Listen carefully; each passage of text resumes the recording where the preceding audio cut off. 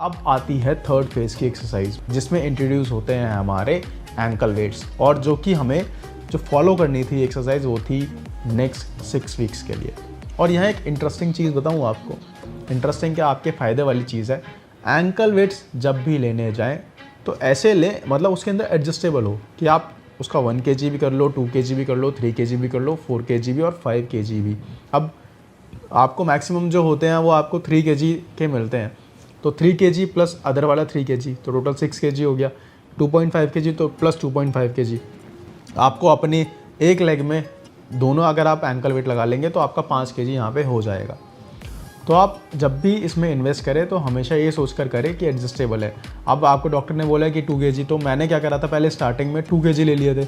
अब 2 kg लेने के बाद फिर डॉक्टर ने बोला इसको 4 kg तक लेके जाओ, फिर मैंने और ख़रीदे। तो मैंने एक के बाद ही दूसरे उसमें जब मैंने इन्वेस्ट किया तो मैंने वहाँ पे एडजस्टेबल एंकल वेट्स ले लिए।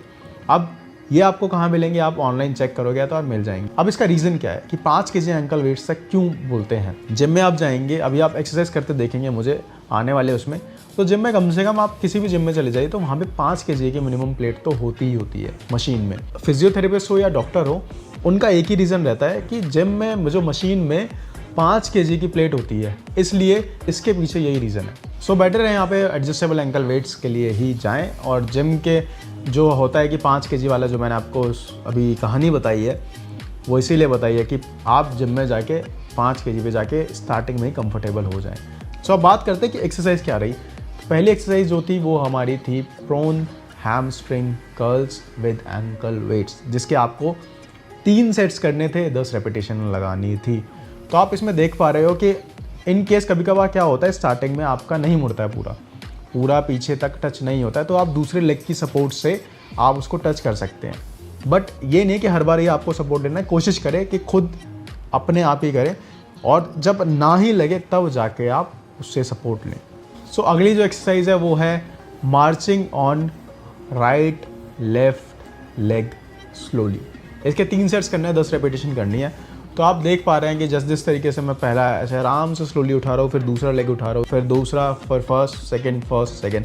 जैसे आपने मार्चिंग देखे तो आपको जैसे आर्मी में होता है वो लोग मार्च कर रहे होते हैं, आपको इतना फास्ट नहीं करना, आपको बहुत स्लो करना है क्योंकि स्टार्टिंग का टाइम है और हमें वापस से बॉडी अपनी एक्टिव करनी है, तो ये वहाँ पे हेल्प करती है।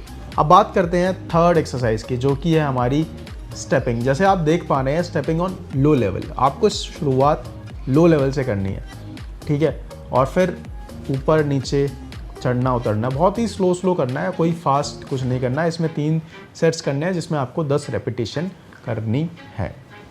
अब जो फोर्थ एक्सरसाइज है वो है सिंगल लेग बैलेंस, जो कि है आगे भी और पीछे भी, मतलब फ्रंट में भी करनी है और बैक में भी करनी है। इसके भी आपको 3 सेट्स लगाने हैं, 10 सेकंड तक होल्ड करना है। और वीडियो में जैसे आप देख पा रहे हैं ये एक्सरसाइज इस तरीके से होगी।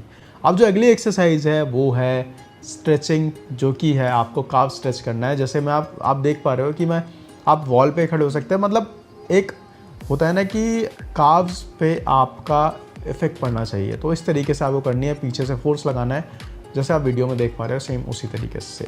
अब अगली जो एक्सरसाइज है वो है हैमस्ट्रिंग स्ट्रेच, तो जैसे आप वीडियो में देख पा रहे हो इसको भी वैसे ही फॉलो करना है। और जो आपकी जो अब इसमें ड्यूरेशन क्या रहेगी जो काफ स्ट्रेच में और हैमस्ट्रिंग में, और इसके बाद जो अगली है 30 सेकेंड, मतलब 3 सेट्स करने हैं आपको 10 सेकेंड के।